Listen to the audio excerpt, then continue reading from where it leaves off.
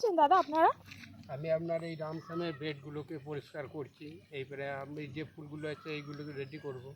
এখানে এই বাগানগুলো কি আপনারাই দেখভাল করেন? হ্যাঁ ম্যাম, আমরাই দেখাশোনা করি।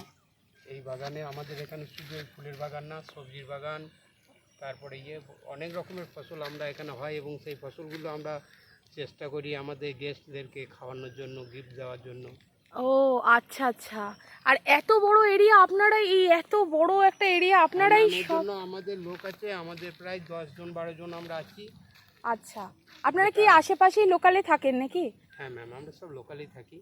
আমরা লোকাল থেকে এইসব দেখাশোনা করি।